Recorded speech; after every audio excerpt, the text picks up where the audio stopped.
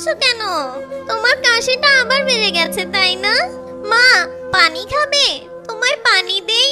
মিনু, মারে, আমি মনে হয় আর সুস্থ হব না। এই মরণ কাশি আমায় পেয়ে বসেছে রে মা। আমার মনে হচ্ছে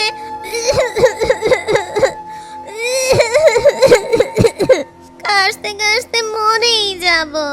মা, মা, তুমি এমন কথা বলো না। এই পৃথিবীতে তুমি ছাড়া আমার কে আছে মা?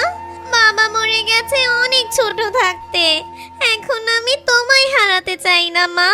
আজকে 4 দিন হলো তোমার জ্বরটাও ছাড়ছে না মা। আমি যে কি করি। ঠিক সেই সময় মিনুদের উঠানে বাঁধা সেই গরুটাও ডেকে ওঠে।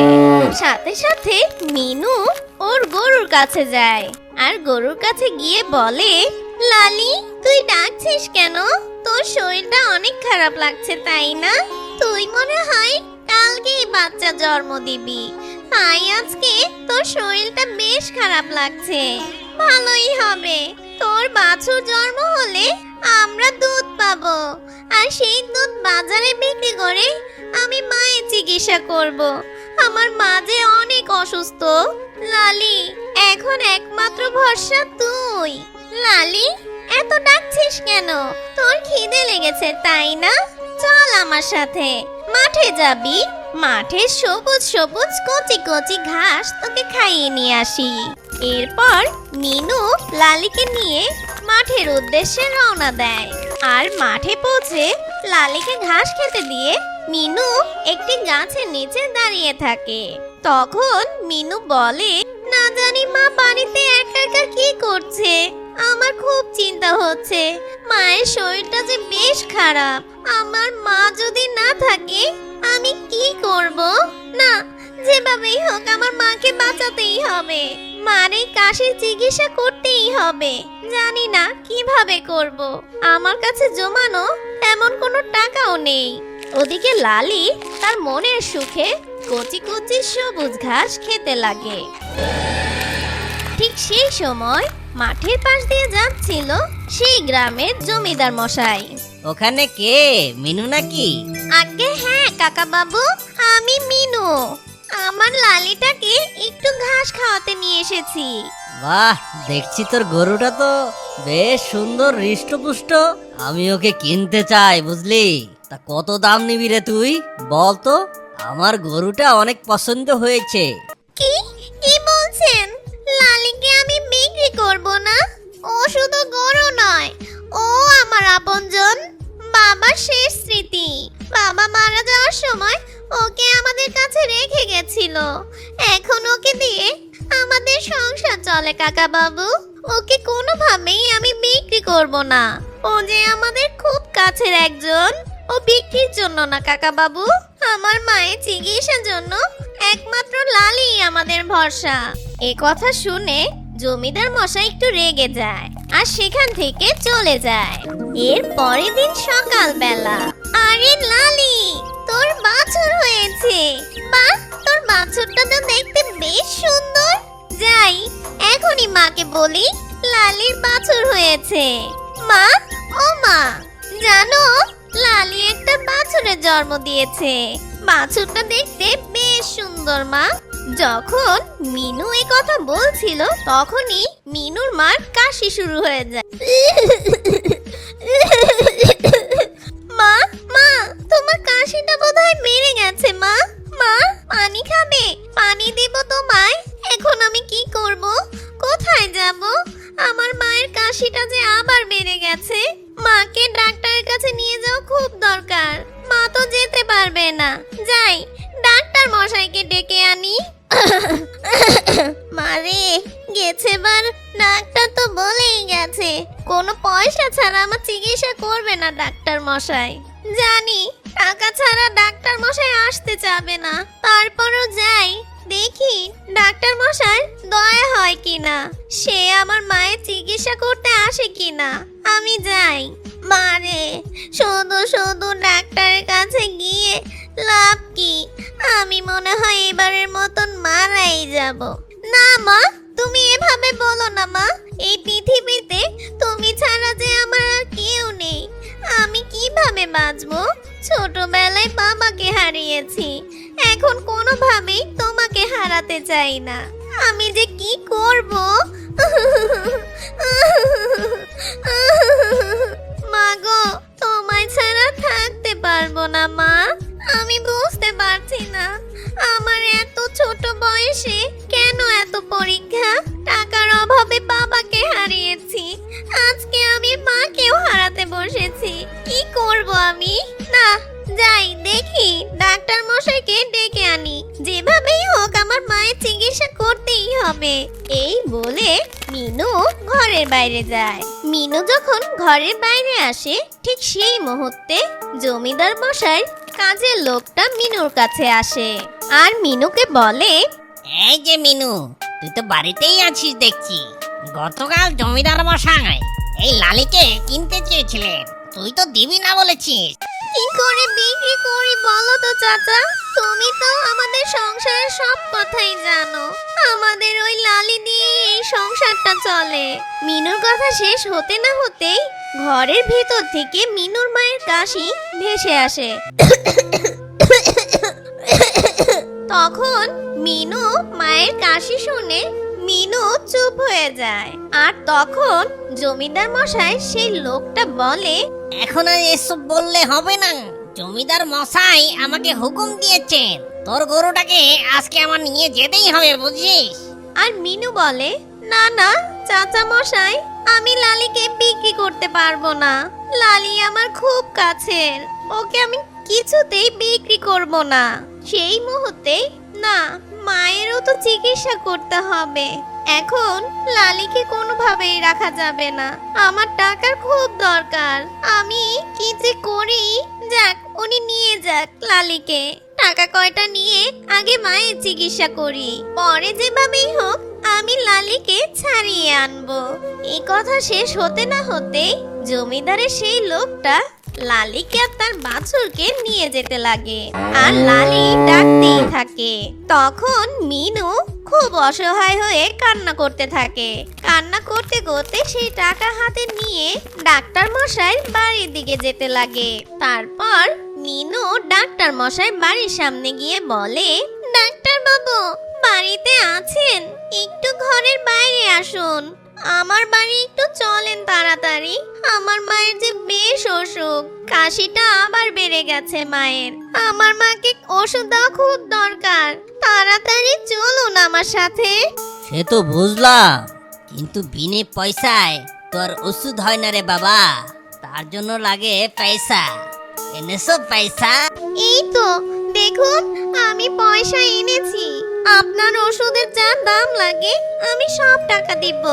যেভাবেই হোক আপনি তাড়াতাড়ি আমাদের বাড়ি চলুন, আমার মাকে চিকিৎসা করবেন। হ্যাঁ হ্যাঁ, চল চল। এরপর ডাক্তার বাবু আর ব্যাগ হাতে নিয়ে মিনুদের বাড়ির উদ্দেশ্যে রওনা দেয়। ওদিকে তখন মিনুর মা, আজ আমার এই অসুস্থতার জন্য আমরা সর্বহারা হয়ে গেলাম। আমার শেষ সম্বলটুকু হারিয়ে ফেললাম। আমি কি করব? এই অসুখটা আমায় পেয়ে বসেছে। আমার মেয়ের সবচেয়ে পছন্দ ছিল লালি। লালি আমাদের ঘরেরই একজন ছিল। আজকে আমার এই অসুখের জন্য লালিটাকে বিক্রি করা হলো। এখন আমি মা হয়ে আমার মেয়েটার মুখের দিকে কিভাবে তাকাবো?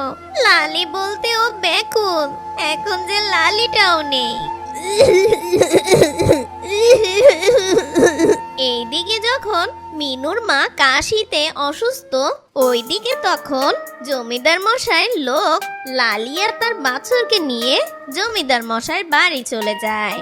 এই গরুটাকে ভালো করে বেঁধে ফেল, আর বাছুরটাকে একটু দূরে বাঁধিস, নইলে সব দুধ খেয়ে ফেলবে। ঠিক আছে কর্তা। এরপর বেশ কিছুদিন কেটে যায়। মিনুর মা ডাক্তারের ওষুধ খেয়ে বেশ অনেকটা সুস্থ হয়ে যায়। কিন্তু মিনু আজকাল খুব মন খারাপ করে এদিক ওদিক ঘুরে বেড়ায়। সে আগের মতন আর হাসে না, বাচ্চাদের সাথে খেলাধুলা করে না। মিনু, কি হয়েছে মা তোর? তোর সব সময় মন খারাপ থাকে। কি হয়েছে রে মা তোর? এখন তো আমি সুস্থ হয়ে গেছি রে মা। এখন তো একটু হাসি খুশি থাকতে পারিস তুই। এবার যখন জমির ধান উঠবে সেই ধান বিক্রি করে আবার একটা গরু কিনে আনবো রে মা। আমি এখন সুস্থ হয়েছি, সবটা আমি সামলে নিব আর তোকে নতুন একটা গরু এনে দিব। মা, আমার কোনো কিছু লাগবে না, আর আমার মন ভালোই আছে। তুমি সুস্থ আছো, আমি এতেই খুশি মা।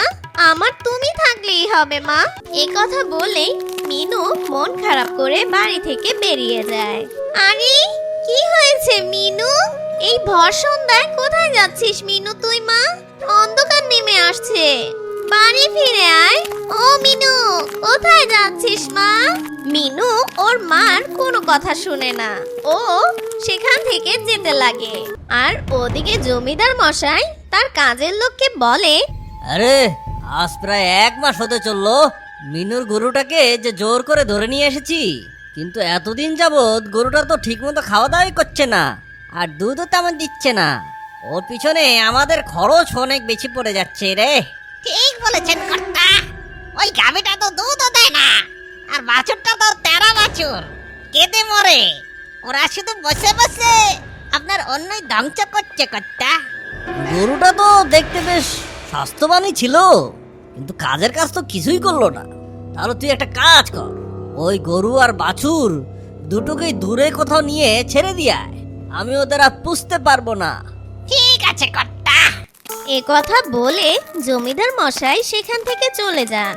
জমিদার মশাইয়ের কাজের লোকও তাদের দুজনকে সাথে করে নিয়ে দূরে কোথাও ছেড়ে দেওয়ার উদ্দেশ্যে রওনা দেয়। মা মিনু, বাড়িতে রান্না করার মতন কোনো কাঠ নেই, তুই একটু জঙ্গলের ভিতর থেকে কিছু কাঠ কুড়িয়ে আনবি। ঠিক আছে মা, আমি এক্ষুনি যাচ্ছি। এরপর মিনু কাঠ কুড়াতে জঙ্গলের উদ্দেশ্যে রওনা দেয়। ওইদিকে জঙ্গলে তখন, মা, আমার এই জঙ্গলে খুব ভয় করছে। তুমি কি এই জঙ্গল থেকে বের হওয়ার পথ জানো? না রে মা, আমি সব সময় মিনুর সাথে ওই মাঠে ঘাস খেতাম, এছাড়া কোথাও আমি যাইনি, তাই আমি পথ চিনি না।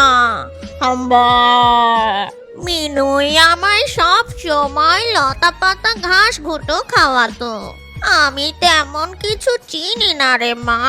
তাহলে কি মা আমরা এই জঙ্গলেই থেকে যাব, আর কোনোদিনও এই জঙ্গল থেকে আমরা বেরোতে পারবো না? মা, এই জঙ্গলে তেমন কোনো খাবারও নেই, আমরা কি খাবো? মা, না আমার বাচ্চা, দাঁড়া, আমি একটু জোরে জোরে ডাকি, যদি আমার ডাক শুনে এই জঙ্গল থেকে আমাদের নিয়ে যায়। এ কথা বলেই লালি জোরে জোরে ডাকতে থাকে, আর লালিকে ডাকতে দেখে তার বাছুর ছানা সেও ডাকতে শুরু করে। আর লালির ডাক গিয়ে পৌঁছায় মিনুর কানে। মিনু তখন ওই জঙ্গলেই কাঠ কুড়াচ্ছিল। আরে, এটা তো লালির কণ্ঠ, মনে হচ্ছে লালি ডাকছে। কিন্তু লালি জঙ্গলে কিভাবে আসবে? আমার মনে হয় আমি ভুল শুনেছি। কিন্তু ঠিক তখনই আবারও লালি আর তার বাছুর ডেকে ওঠে। না, এটা আমার লালিই ডাকছে, আমি আমার লালির কণ্ঠ চিনতে পারি। লালি, তুই কি এই জঙ্গলে? লালি, ও লালি। ঠিক তখনই মিনু লালিকে খুঁজতে লাগে। মিনু লালির ডাক অনুসরণ করে জঙ্গলের ভিতরে ঢুকতে থাকে। তারপর মিনু দেখতে পায় লালি আর তার ছানাকে। আর মিনু বলে, এ কি লালি, তোরা দুজন এখানে কেন? তোরা দুজন কি জমিদার মশার গোয়াল থেকে পালিয়ে এসেছিস? যদি তোরা পালিয়ে থাকিস তাহলে ঘোর অন্যায় করেছিস তোরা দুজন। চল, তোদের দুজনকে আবারও জমিদার মশার বাড়িতে দিয়ে আসি। এরপর মিনু লালি আর তার বাচ্চাকে জঙ্গল থেকে বের করে নিয়ে জমিদার মশার বাড়ির উদ্দেশ্যে রওনা দেয়। আর ঠিক সেই সময় জমিদার মশাই সেই কাজের লোক সামনে পড়ে আর মিনুকে দেখে বলে, ও মিনু, তুই এই গরু বাছুর নিয়ে জমিদার বাড়ির দিকে যাচ্ছিস কেন? জমিদার বাবু তোর এই পাজি গরু আর বাছুরটাকে ছেড়ে দিয়েছেন, উনি এরকম বসিয়ে বসিয়ে তোর গরুগুলোকে খাওয়াতে পারবেন না। বলছো গো কাকা? তাহলে কি আমার লালি আর তার বাছুরকে আমার বাড়ি নিয়ে যেতে পারবো? হ্যাঁ হ্যাঁ, নিয়ে যা নিয়ে যা, আপদ গেলেই বাঁচি। এই কথা বলে মিনু তার প্রিয় লালি আর তার বাছুরকে বাড়িতে নিয়ে আসে। তো বন্ধুরা, আজকের গল্প তোমাদের কেমন লাগলো সেটা কমেন্ট করে জানিয়ে দিও। আর ভিডিওটা তোমাদের ভালো লাগলে লাইক এবং শেয়ার করো। তো ধন্যবাদ বন্ধুরা, ভালো থেকো।